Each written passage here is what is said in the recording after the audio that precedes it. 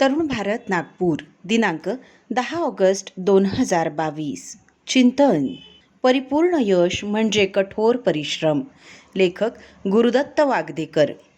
वर्ष 1997 Warren Buffett यांनी एक विचार प्रयोग प्रस्तावित केला.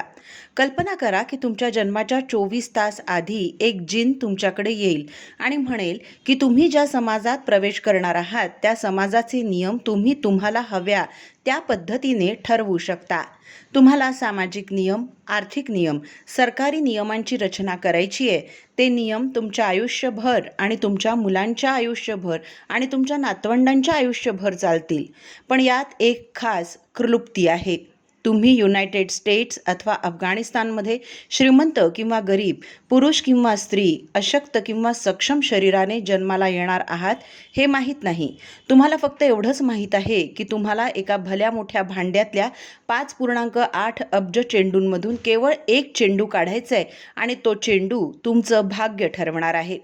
बफे हे यशात नशिबाच्या भूमिकेसाठी दीर्घकाळापासून समर्थक आहेत. त्यांच्या वर्ष 2014च्या वार्षिक पत्रात त्यांनी लिहिलं, मूक नशिबाने चार्ली, माझा व्यवसाय भागीदार आणि माझा जन्म युनायटेड स्टेट्समध्ये झाला आणि जन्माच्या या अपघातामुळे आम्हाला मिळालेल्या आश्चर्यकारक फायद्यांसाठी आम्ही कायमचे कृतज्ञ आहोत.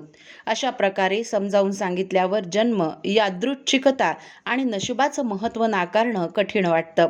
खरंच हे घटक महत्त्वपूर्ण भूमिका बजावतात. पण आपण एक दुसरी गोष्ट पाहू. वर्ष 1969 व्हिएतनाम युद्धाच्या 14व्या वर्षी तू युयू या नावाच्या चीनी महिला शास्त्रज्ञाची बीजिंगमधील एका गुप्त संशोधन गटाच्या प्रमुखपदी नियुक्ती करण्यात आली. युनिट फक्त ज्याच्या कोड नावाने ओळखलं जात असे, प्रोजेक्ट 523. चीन हा व्हिएतनामचा सहयोगी होता आणि प्रोजेक्ट 523 मलेरिया विरोधी औषधं विकसित करण्यासाठी तयार करण्यात आला होता, ज्यामुळे सैनिकांचा जीव वाचवता येऊ शकणार होता. मलेरियाचा आजार एक मोठी समस्या बनली होती. जसं अनेक व्हिएतनामी सैनिक युद्धात मरत होते तसंच ते जंगलात मलेरियानेही मरत होते. तू युयूने काही संदर्भ शोधून कामाला सुरुवात केली.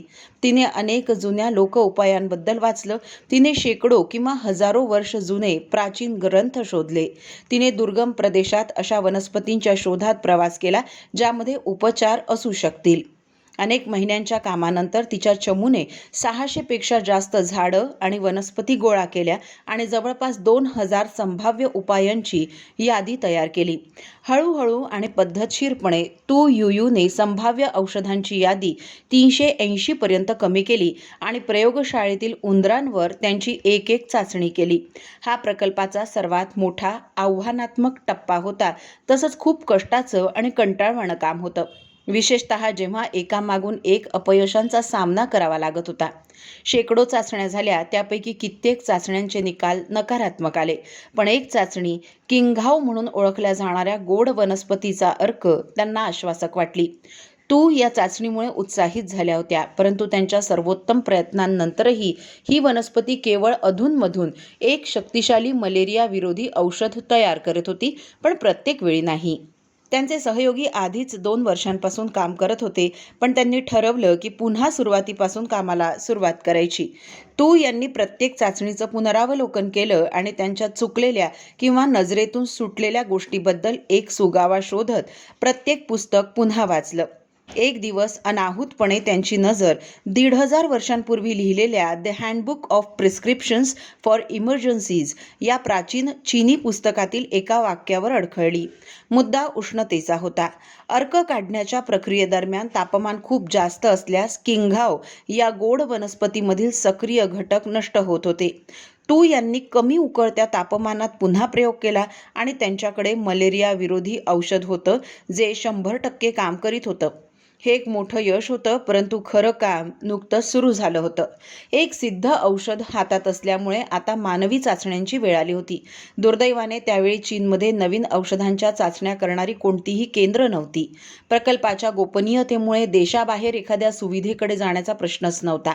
त्या त्यांच्या कार्याच्या शेवटपर्यंत पोचल्या होत्या, पण हतबल ठरल्या. पण त्यांनी हार मानली नाही. मानवी शरीरावर उपचार करण्याचा त्यांनी निर्णय घेतला. त्यासाठी त्या स्वतःवर हा प्रयोग करणार होत्या. वैद्यकीय विज्ञानाच्या इतिहासातील सर्वात धाडसी पाऊल उचलण्याचा निर्णय त्यांनी आणि प्रोजेक्ट 523च्या इतर 2 सदस्यांनी घेतला. त्यांनी स्वतःला मलेरियाची लागण केली आणि त्यांच्या नवीन औषधाची पहिली मात्रा घेतली. अपेक्षेप्रमाणे त्या औषधाने काम केलं. मलेरिया विरोधी यशस्वी औषधाचा शोध लागला. स्वतःच्या जीवाची पर्वा न करता इतका मोठा शोध लावूनही त्यांना हे निष्कर्ष बाहेरील जगाशी सामायिक करण्यापासून रोखलं गेलं. चीनी सरकारचे कठोर नियम होते जे कोणत्याही वैज्ञानिक माहितीचं प्रकाशन रोखत होते. त्या हतबल होत्या. त्यांनी त्यांचं संशोधन चालू ठेवलं. त्यांनी ज्या औषधाची रासायनिक रचना शिकून घेतली जे अधिकृतपणे आर्टेमिसिनिन म्हणून ओळखलं जातं, आणि त्यांनी दुसरं मलेरिया विरोधी औषधही विकसित करण्यास सुरुवात केली. मलेरिया विरोधी औषध तयार करण्यासाठी झालेल्या सुरुवातीनंतर जवळजवळ 1 दशकानंतर आणि व्हिएतनाम युद्धविरामाच्या 3 वर्षांनंतर अखेरीस वर्ष 1978 मध्ये तू युयू यांचं काम शेवटी बाहेरच्या जगासाठी प्रसिद्ध झालं. वर्ल्ड हेल्थ ऑर्गनायझेशनने मलेरियापासून बचाव म्हणून या उपचाराची शिफारस करेपर्यंत 2000चं साल उजाडलं. आज मलेरियाच्या रुग्णांना आर्टेमिसिनिन उपचार 1 अब्जापेक्षा जास्त वेळा दिला गेलाय. त्यामुळे लाखो जीव वाचले आहेत असं मानलं जातं. तू युयू ही नोबेल पारितोषिक प्राप्त करणारी पहिली महिला चीनी नागरिक आहे आणि वैद्यकीय शास्त्रातील मोठ्या योगदानासाठी लॅस्कर पुरस्कार प्राप्त करणारी पहिली चीनी व्यक्ती आहे. तू युयू फार भाग्यवान नव्हत्या. त्यांच्याबद्दलची माझी आवडती वस्तुस्थिती अशी आहे की त्यांचं पदव्युत्तर शिक्षण नाही, परदेशात संशोधनाचा अनुभव नाही आणि कोणत्याही चीनी राष्ट्रीय अकादमीमध्ये सदस्यत्वही नाही. या कारणांमुळे त्यांना 3 क्रमांकाची प्राध्यापक असं टोपणनाव मिळालं. पण त्या एक मेहनती व्यक्ती आहेत. सतत मेहनत, अनेक दशकांपासून त्यांनी हार मानली नाही आणि परिणामी त्यांनी लाखो लोकांचे जीव वाचवले.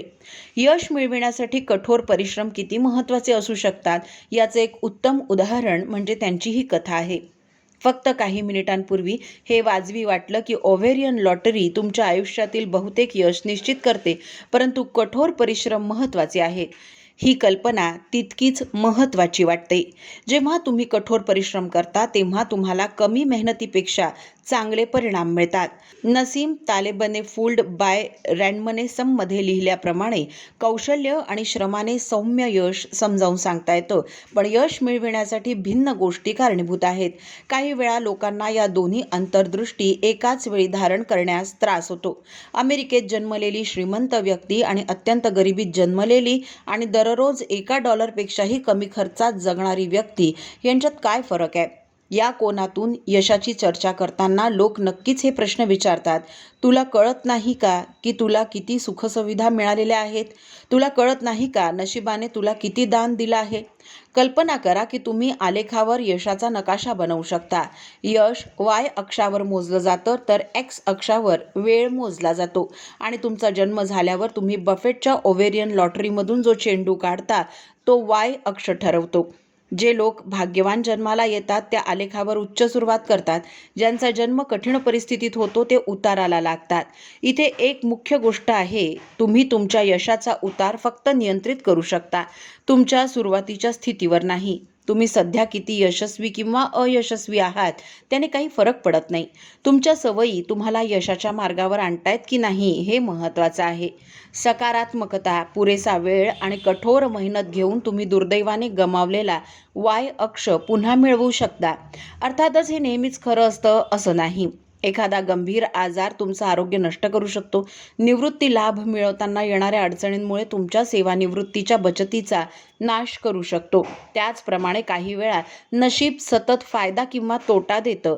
यू अँड युअर रिसर्च गणितज्ञ आणि संगणक अभियंता रिचर्ड हॅमिंग यांनी आपल्या विलक्षण भाषणात महान कार्य करण्यासाठी काय आवश्यक आहे हे सांगून सारांशित केलं. खरोखरच नशिबाचा घटक आहे आणि नाही देखील. मोठ्या प्रमाणात शोध घेणाऱ्याला अनेक निरुपयोगी पर्याय सापडतील, परंतु असेल माझा हरी म्हणणाऱ्या व्यक्तीपेक्षा काही चांगले पर्यायही सापडतील. त्याचप्रमाणे जी व्यक्ती कठोर परिश्रम करते, संधींचा पाठपुरावा करते आणि अधिक गोष्टींसाठी प्रयत्न करते, ती प्रतीक्षा करणाऱ्या व्यक्तीपेक्षा जास्त भाग्यवान असण्याची शक्यता असते.